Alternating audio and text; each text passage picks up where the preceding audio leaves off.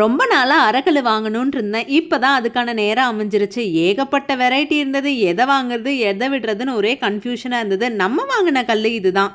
உடனே தண்ணி ஊற்றி கழுவக்கூடாது. சின்ன சின்ன மண் இருக்கும். ஸ்க்ரப்பை வச்சு சுரண்டிட்டு ப்ரஷ்ஷு கூட யூஸ் பண்ணி டஸ்ட் எல்லாம் எடுத்துடலாம்.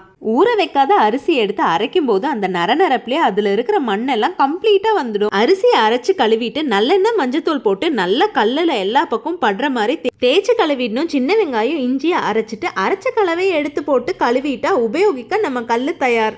கல்ல பழக்கின கையோட நம்ம ஃபேவரட் சட்னியை தான் ரெடி பண்ணியாச்சு. மிளகாயோட பூண்டு உப்பு வச்சு பாதி அரைச்ச உடனே கொதிக்கிற எண்ணெயில் சீரகம் பெருங்காயத்தோட சேர்த்து அந்த கலவையை நைஸாவும் இல்லாமல் நரநரனும் இல்லாமல் மீடியமான பதத்தில் அரைச்சா அடி தூளாக இருக்கும். என்னடா இது இவ்வளோ மிளகாவான்னு தானே நினைக்கிறீங்க. இது காஷ்மீரி மிளகாய், காரம் இருக்காது, ஆனால் டேஸ்ட் சூப்பராக இருக்கும். அதுவும் கையில் அரைச்சா இன்னும் பிரமாதமாக இருக்கும். இது சப்பாத்தியோட தோசையோட எது கூட வேணும்னாலும் சைட் டிஷ்ஷாக வச்சு சாப்பிடலாம்.